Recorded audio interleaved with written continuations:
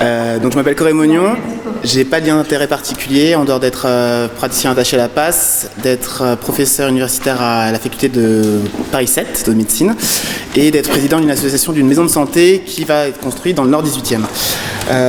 Donc malgré tout j'ai une jeune expérience, donc je vais pas parler de toutes ces longues années et j'ai pas une expérience de recherche très importante. Alors je vais parler du vécu et d'un travail de mémoire que j'ai fait pour un Master 2 il y a 2 ans. J'avais présenté il y a 1 an les données quantitatives et là je vais vous présenter juste la partie qualitative où en fait on avait interrogé les soignants sur le parcours de soins des patients précaires étrangers sur l'hôpital Saint-Louis. Où ils étaient, quel était leur parcours.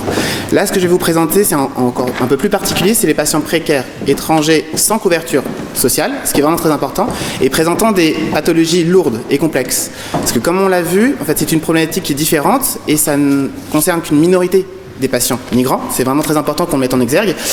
Et ça ne concerne pas du tout tous les hôpitaux ni toutes les passes, ça se concentre dans certains endroits. Moi, ce que je voulais mettre en avant, c'est qu'en fait, la prise en charge de ces patients ayant des pathologies lourdes, peut créer, et crée souvent quand même, une crise identitaire pour les soignants. En fait, ils sont confrontés à plusieurs choses. À leur idéal de soins, on doit soigner tout le monde. À leur simple humanité face à des tragédies humaines, comme on l'a vu avec l'histoire du docteur Oui, et leur conscience des réalités économiques existantes actuellement. Et en fait, ces situations entraînent des véritables souffrances pour les soignants qui les mettent face à des grandes difficultés. Alors je vais vous dire des petits, ça va être très court, des petits verbatim que j'ai remis. Tout le monde culpabilise. Nous sommes des monstres. Ils sont malades. Il ne leur reste pas grand chose à vivre et en plus, on les met à la porte. Mais en même temps, on n'a pas trop le choix. C'est contre nature. Ça, c'était un médecin. Ce sont des histoires qui nous marquent tous. Et dès que la situation se répète, on repense aux patients précédents. C'était une infirmière. Il faut arrêter de se refiler la patate chaude. C'est vraiment le terme, la patate chaude. Ça représente aussi un peu ce que vient de dire Dr. Huy. Cette position schizophrène, pour un soignant, est l'un des exemples majeurs de cette étude qualitative. Les soignants n'arrivent pas à concilier leurs idéaux de soins et la réalité économique. Moi, à l'école d'infirmière, on m'a appris à prendre tout le monde en charge. C'était les propos d'une infirmière. Alors, ils ont répété, à longueur d'entretien, un terme, le mot humain. On essaye d'être humain, quand même. Ça, c'était le propos d'un médecin. Comme s'il devait s'excuser au quotidien de ce qu'il fait. C'est quand même assez marquant, en fait. Moi, ce qui m'a vraiment choqué, c'est la souffrance des soignants. Ils disent tous que c'est pas tous les jours, c'est pas beaucoup de patients. Mais juste, ces patients-là sont très difficiles à prendre en charge parce que ça les touche. Et dans ces entretiens, ils mettent en avant aussi un sentiment d'abandon par rapport à la direction hospitalière. J'ai aussi pris l'avis de la direction, je vous en parlerai après. On se retrouve assez seul. Je crois qu'ils ne savent pas très bien ce qu'ils doivent faire non plus. Ça, c'était un médecin. Il faut qu'on arrive à bien poser les choses, qu'on sache et on ne sait pas ce qui fait quoi et à qui s'adresser. Ça, c'était les propos d'une infirmière. Du côté de la direction, elle en a conscience.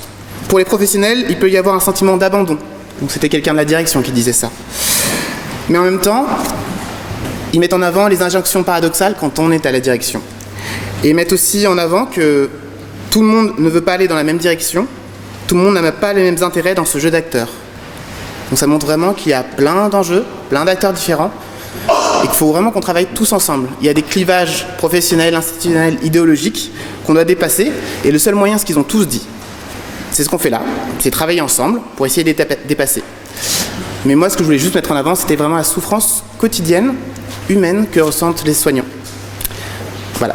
Donc maintenant, on va enchaîner pour essayer de... Là, on était vraiment au niveau de l'hôpital, au niveau basique. Maintenant, on va essayer de monter un peu pour voir les conséquences et après, on aura la réponse aussi de la PHP. Pour aller dans le sens de ce que vient de dire Corey, pour remonter le sondage que j'ai fait récemment sur le groupe hospitalier et les sondages qu'on a fait auprès du collectif national des passes pour la et la Corséro, en effet, on retrouve ces questions, mais ces questions avant tout pour nous médecins, des questions déontologiques. C'est quoi le juste soin? C'est quoi le juste soin, comme l'a montré Aïda, dans ces situations où on a beau faire la meilleure technique possible, on sait qu'on va avoir quelque chose qui n'est pas le bon soin et qui par ailleurs ne va pas respecter la demande des patients. Donc c'est ça la grande difficulté, c'est aussi le temps que ça prend, une situation comme celle-là, reprendre des dossiers qui qui sont souvent en langue étrangère, des patients qu'on va pouvoir nous programmer. C'est un temps énorme dans des emplois du temps qui sont contraints, des consultations surchargées. Ça met en difficulté les personnes, cet isolement en effet. Toutes ces injonctions contradictoires. En effet, qu'est-ce qui est urgent, qu'est-ce qui n'est pas urgent, qu'est-ce qui va être pris en charge en soins urgents, situation palliative qui vont devoir passer en soins urgents. Donc on est en permanence dans ces contradictions entre la logique soignante, la logique déontologique, la logique institutionnelle, la logique citoyenne. Et en effet, c'est pour ça qu'on rejoint le constat que nous en sortir en étant tous ensemble. Corée s'est présenté comme un jeune soignant, moi je suis plutôt le vieux soignant. Je vous propose quelques éléments de réaction complémentaires. Dès le début de la matinée, Claire nous a dit mais travailler à plusieurs c'est l'évidence, c'est indispensable et pourtant ça résiste, c'est difficile. Elle a proposé comme réflexion le fait qu'on avait pour beaucoup d'entre nous une routine intérieure qui bloquait. Alors on n'aura pas le temps d'être long, mais si elle a raison, je partage complètement son avis. Ça passe mieux, je l'entends moi-même. Donc je continue. S'il y a cette chose-là, ça nous fait vivre un paradoxe. C'est-à-dire qu'on pense souvent que pour évoluer, ça va demander beaucoup de sous, beaucoup d'argent, beaucoup de moyens. Or là, on voit qu'il y a des besoins extrêmes qui ne passent pas par un financement ou de façon très partielle. J'enchaîne d'ailleurs en disant, on a entendu Aziz Tabouri nous dire « Ah oui, les interprètes, l'interprétariat professionnel, c'est un coût, mais aussi à quoi ça sert? C'est pour les migrants, mais oui, beaucoup pour les soignants, pour qu'ils puissent mieux effectuer leur travail. » Et juste après, on a entendu Evelyne Weiss qui nous a fait une communication où elle a parlé au moins, j'ai compté, 8 ou 9 langues différentes. Elle a parlé la langue subtile, elle a parlé le rationnel, le poétique, l'empathique, l'émotionnel, la langue maternelle en nous faisant le lien entre la langue maternelle et la langue de la douleur. Elle a parlé aussi le partagé. Elle a dit qu'une partie de la vérité, de ce qui reviendrait auprès des patients et qui allait peut-être justement apaiser une partie de cette douleur et faire avancer les choses, c'était le social, l'administratif, le juridique, et que c'était un peu au bout de tout ça que des choses avançaient. Et enfin, on a entendu Eida nous raconter ce cas tout à fait effectivement extraordinaire et bouleversant, mais on a tous perçu que l'exposé était fait par une clinicienne qui a de la bouteille, qui a de l'expérience, de la compétence, et en même temps qui, dans sa compétence, mettait le raisonnable et le responsable entre les deux. Alors je finirai juste sur ce point-là.